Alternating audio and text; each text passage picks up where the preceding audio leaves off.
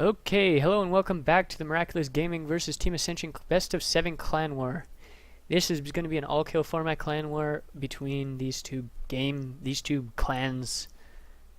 Both very high-level clans. Lots of GMs on both sides so far. We actually going to jump right into the game on Deadless Point. The huge wide-open map. Look at those, jeez, gaping spaces and holes and stuff. Anyways, enough of that. We have the yellow Terran player in the top left-hand corner of this map, this huge wide-open map. Barcode from Team Ascension. And in the bottom right-hand corner, we have the red Zerg player from Miraculous Gaming, also the Barcode, also known as Wade, as far as I know, in the chat anyway. So we have Barcode versus Barcode, Battle of the Barcodes. Let's see who will come out on top. The one from Team Ascension is GM, and the one from Miraculous Gaming is not, but that is not a big deal. The Barcode is still highly skilled, probably good, probably could be GM, probably was GM in the past. I am not entirely sure though. So we actually have a drone being rallied out to scout the Terran. Not such a bad idea there. And we actually have GLHF coming out from both players. Hey, it looks like you can actually distinguish which letter's which by the spacing. These spacing are all the same, so it's either all L's or all I's, it looks like. And these ones are all different spacings. I never noticed that. That's pretty cool. So anyway, drone just going across the map, going to be able to scout in the base, going to be able to get in at least and see the gas timing. See, there's nothing super crazy going on, no 888 or anything silly like that. We actually have three SCVs going to the gas right away.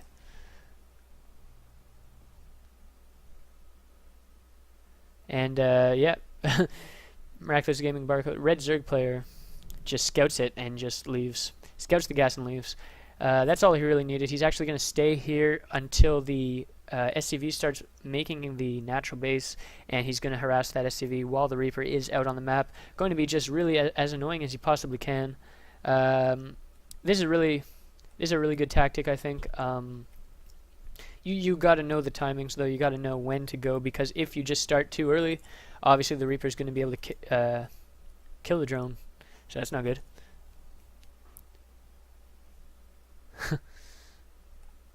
Not good at all. Actually, I have this Overlord spotting for the drone. No expansion just yet. Actually, when the first Reaper does finish, and the pool is just about to finish, he's actually going to have to make some lings before to deal with that Reaper, because the Queen is not going to be able to get out in time. And he does make 2 sets of lings right there, right at the beginning. And actually, 1 Overlord and 2 sets of lings, it looks like. 2 Queens on the way right away, perfectly fine. No drones at this natural. If they were at this natural, they would be harassed widely by these this Reaper here. Okay, and these 4 lings are going to be able to shoo the Reaper away. He actually ended up pulling back the Reaper so he could deal with his drone, even though he has 1 Reaper here. Not really that necessary. Might have actually been an accident. But no, it isn't. He actually just keeps it there, and now Zerg actually knows about knows that both Reapers are in fact at home, and he's going to be able to do pretty much anything he wants now.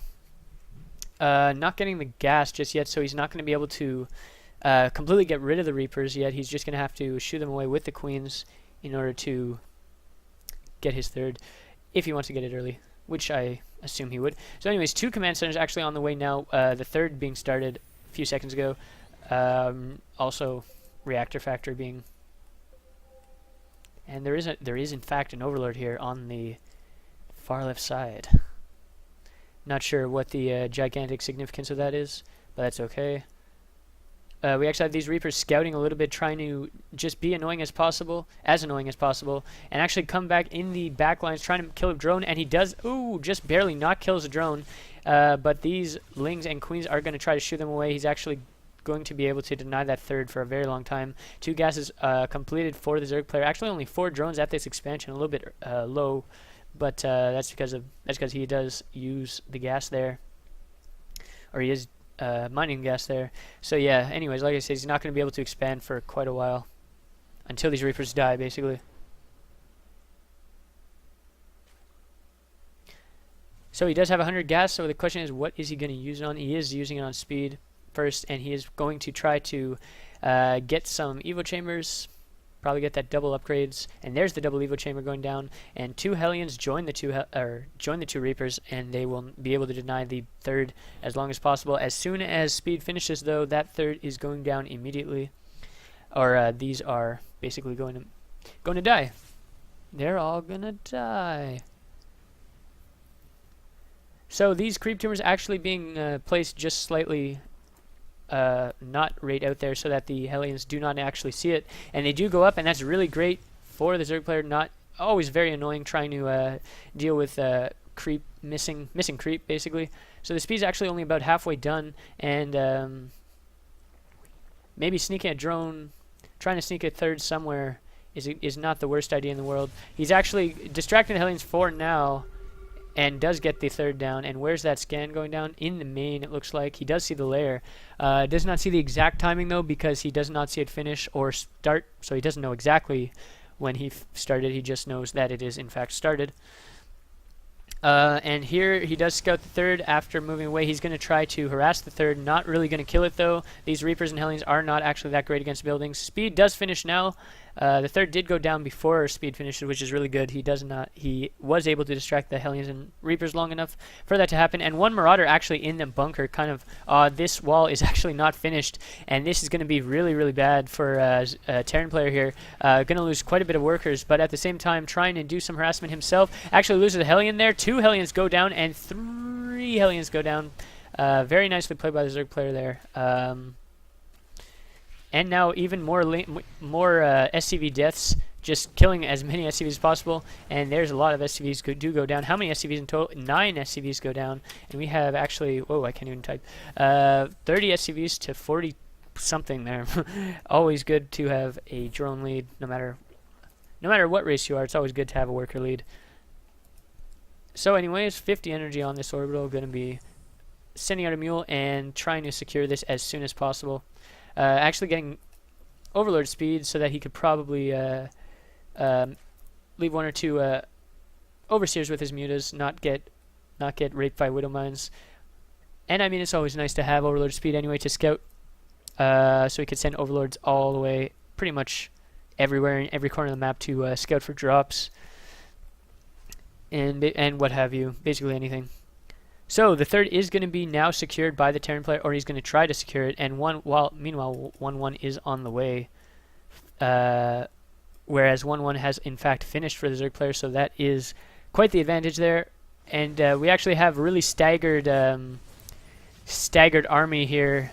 Actually have a few banelings, but no speed. Speed is only a third of the way done, or not even. He's actually killing quite a bit of creep tumors here. So many creep tumors going down, and a couple mutas are out, but not really much. And very good splits. Actually, considering he was on creep, the banelings did not have speed. Though if the baneling did have speed, that would have ended much more differently for the Terran, or for both players. Yeah, but he pretty much couldn't really afford speed at this point. It is not the biggest issue. So let's see, the muta count is going to be stacking up now, and he's actually pushing back this Terran, but 1 muta almost goes down. Just a moving there. Getting some missile turrets in both bases, or in the 2 bases. Now +1 is finished, but +2 actually has not started for Zerg player yet, so that is going to be a problem if Terran does get a head start on those upgrades. That's never good. Getting that 3-3 really early, without Zerg having 3-3. Mutiling Baneling just won't really do very well against 3-3 bio. Unless they have 3-3 themselves, of course. But we actually have +2 armor on the way now for the Zerg player, so he's not going to be that far behind at all. The armory hasn't actually been started, just now starting the armory. So those upgrades are going to be, in fact, a little bit late. So there's that. He does have time to catch up, and the bio actually survives because of all the medevacs. Almost 1 medevac per bio unit there. A little bit excessive, but then again, extremely powerful. Though he can stim all he wants, and those medevacs will just heal him up. And Muta's trying to chase away the medevacs, but they boost away, and they will not be killed. We actually have quite a bit of ground army here for the Zerg, almost enough to take out this Bio Ball, but not quite. He actually have the speed, did finish for Baneling, so that's great. And 2 Widow Mines on the way. Does he have any Widow Mines to speak of yet, though? No, those are the first 2 Widow Mines, and we'll see how. And yeah, now Zerg is getting up quite the ground force. Actually had 3 fully saturated bases and a 4th on the way. 4th is completed, but no saturation there quite yet. We actually have a medevac boosting around. No Overlord spotted just yet. He is going to go just past an Overlord vision. Not going to quite be spotted by it, but this one will spot it. But he's going to be in the main by the time this Overlord even gets vision of that. And there's the vision. And he's actually running after this medevac, but not the other one. He is going to have to use all his lings on this one and his mutas on that one.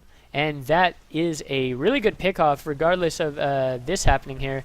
It's still a very, very good pickoff. He actually gets away with 4 of these Marines, and yeah, it only kills about 1 drone. And these mutas are coming into the natural, gonna very, very sloppy there. Actually loses 2 mutas, but that's quite alright. He did finish off that medevac with the 8 Marines in that, so very nice pickoff there. And now trying to saturate this 4th here. 2-2 is on the way for both players, a little bit ahead for Zerg, but not by an insane amount. And he will have the advantage on the 3-3, it looks like, because there's no infestation pit on the way yet. And these Widow Mines are caught unburrowed, just absolutely, oh man, just absolutely decimated this army. Pretty much destroyed it. And those SCVs are not going to live to mine another day. This Bio Ball is not gonna do too much, really. These Widow Mines are just now burrowing. Will they get the best shots off in the world? And he does get 3 very good shots off, but not really enough to turn the tide of battle. So it looks like Barcode is gonna win this one.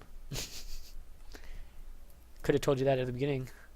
I always knew Barcode would win. Right as soon as the game started, I knew Barcode was gonna win. So we actually have the infestation pit going down, as you see in the production tab. 2-2 is basically finished for Zerg. The armor is finished, but not the attack. We actually have no additional upgrades on the mutas, just that +1 attack. And the Marines just being spread here as best they can, but that gives the Lings quite a good surround. And actually stutter stepping these Marines under the mutas. The Marines are doing a lot of walking and not a lot of shooting. A lot of stepping, not a lot of, I don't know how to say that. And there's someone calls the GG there, and that's a little harsh, but it is pretty much over at this point. He has got quite the hill to climb. He's just in it for the long haul. He actually loads up 8 Marines into a medevac with like 1 health on it, and does not actually open the depots there, or raise the depots, and all the medevacs are going down to the mutas. And there's the GG from Barcode, and Barcode takes the victory, tying it up for Miraculous Gaming.